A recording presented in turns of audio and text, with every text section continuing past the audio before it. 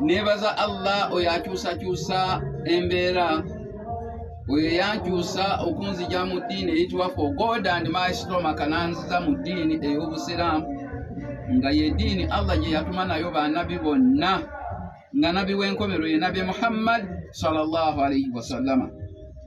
Baganda bange tugenda nti fawailun lilladhina yaktubuna kitaba biaidihim thumma yaquluna hadha min indillahi liyastaru bihi thamanan kalila.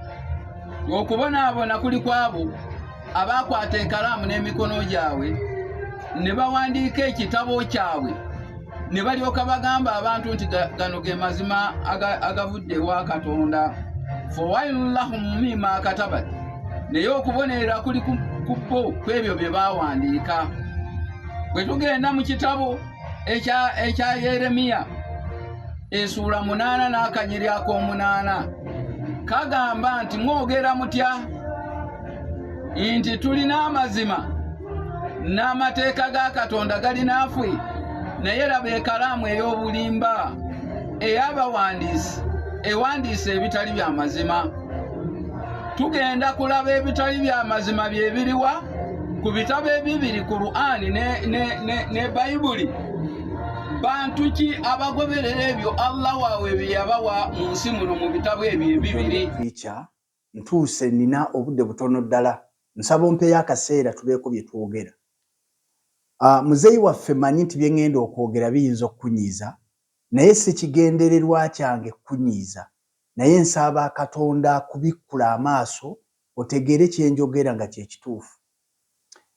Mukwano gwaffe otugambye nti oyagala kumanya ku bitabo ebibiri, Bayibuli ne Qur'ani kitabo ky'ekituufu, era n'ogamba n'osoma essuula ya 2 egamba nti okubonaabona kuli kwabo abawandiika ekitabo n'emikono gyabwe, essuula ya 2 aya ya 7 mu 2 ndowooza, nti okubonaabona kuli kwabo abawandiika ekitabo n'emikono gyabwe, oluvannyuma ne bagamba nti kivudde eri Allah. Noga takibiri Allahu akbar, tolaba eyo ye Bayibuli, kubanga oddusa emisinde n'oleeta Yeremiya noga nti tolaba ekalaamu ey'obulimba ey'abawandiise ewandiise Yeremiya 8:8. Kati nga kyoyagala okugamba nti Bayibuli kye kitabo eky'obulimba, naye ndi wano okutegeeza, nsaba nkutegeeze muzeeyi okkirize nkutegeeze kino. Qur'ani eno gye tusoma ey'empapula eno Muhammad teyagirekaawo. Simanyi ekyo oba okimanyi. Muhammad talekangawo Qur'ani ya mpapula eno, tagirekangawo, kubanga yo Qur'ani yennyini yeeyogerera mu ssuula ey'omukaaga gye bayita Suratul An'am aya ya 7 nega nti singa twassa ku ggwe ekitabo Qur'ani ekiri mu mpapula ne bakikwatako n'emikono gyabwe abaakaafuwala bandigambye teri kino wabula eddogo eryeyolefu. Kitegeeza ki? Nti ekitabo kino ekiri mu mpapula Allah takimanyi, Muhammad takimanyi, era n'azuukira leero yeewuunya gye mwajja obuyinza obuteeka ekitabo kye mu mpapula. Okukuyamba n'abawandiika Qur'ani eno tubamanyi n'amannya gaabwe, ne gye baatuula nga bagiwandiika tumanyiyo. Kati gwe ojja kutubuulira, kubanga gwe ekikunyiiza nti Bayibuli egambye bawandiika n'emikono gyabwe. Ekibuuzo, Qur'ani bagiwandiisa bigere oba bagiwandiisa mumwa? Ekyo kimu. Ekyokubiri, njagala kukuyamba. Tugenda kusoma ebitabo bibiri.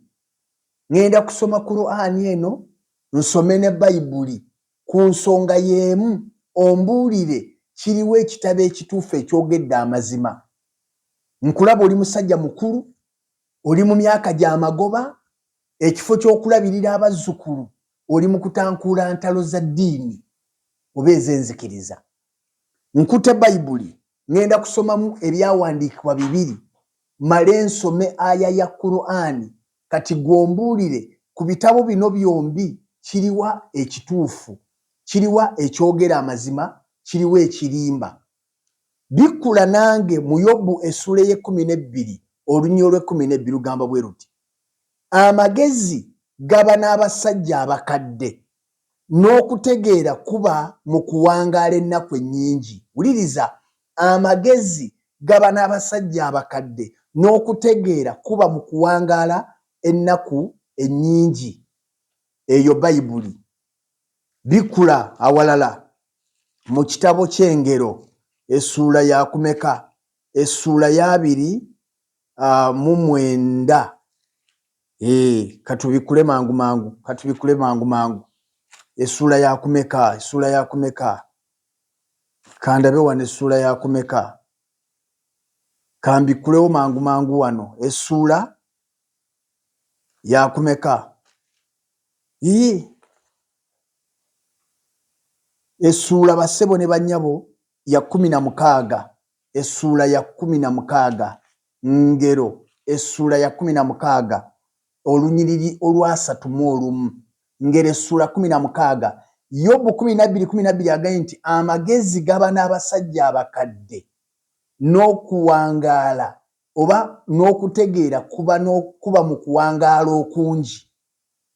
Ngero 16:38 agamba bwe luti omutwe oguliko envi ng'ogwo ogugosheeka ngule ya kitiibwa gunaalabikanga mu kkubo ery'obutuukirivu. Omutwe oguliko ki? Envi ngule ya kitiibwa era gunaalabikanga mu kkubo ery'obutuukirivu. Eyo Bayibuli gy'ogerega bwekyo bwegambye ku bakadde. Nkutte Qur'ani. Mu Qur'ani essuula ya 36 surati Yasin, essuula y'eddogo aya ya 68 egamba bweti oyo gwe tuwangaaza n'akaddiwa tumunafuya ne tumuzza emabega mu butonde n'awutta n'aba nga takyayinza wadde okumanya ebyo bye yali amanyi. Abaffe tebategeera. Wuliriza, Bayibuli egambye nti okuwangaala ge magezi era neekugamba nti omuntu ayina envi wa kitiibwa. Qur'ani neekugamba nti omuntu bw'akaddiwa nga bw'oli omukadde obeera muwuttufu, obeera muwuttufu owutta. Kati nsaba kubuuza ebitabo bino byombi kiriwo ekituufu?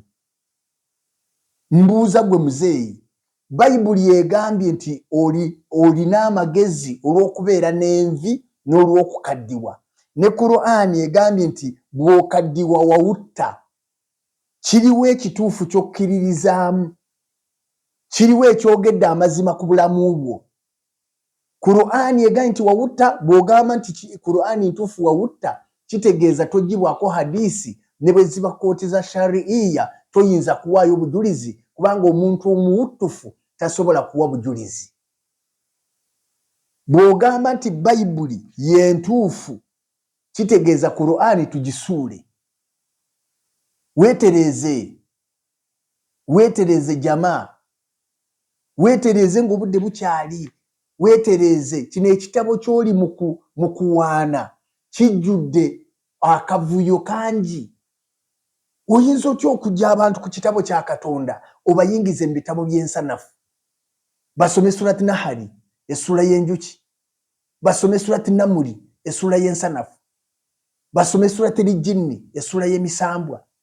Obajja ku Bayibuli obatwale basome surati Raadi, essuula ya Raddu. Obajja ku Bayibuli basome surati Libakara gy'osookeddeko ddala okusoma, essuula y'ente Kagaazu. Kati muzeeyi, njagala kubategeeza mwatankula ekintu kye mutasobola kumalako nakyo. Eno Bayibuli kigambo kya Katonda. Naawe weebuuze muzeeyi, wawutta oba olina amagezi? Bw'oba olina amagezi weetaaga Bayibuli. Bw'oba wawutta ng'ogenda ne Qur'ani. Ate bw'oba wawutta ebyabawutta tetulina gye tubitwala. Eno Qur'ani tolina ky'ogyagaza muzeeyi, kuvuma buvumi. Mukama abampeera omukisa. John the Preacher.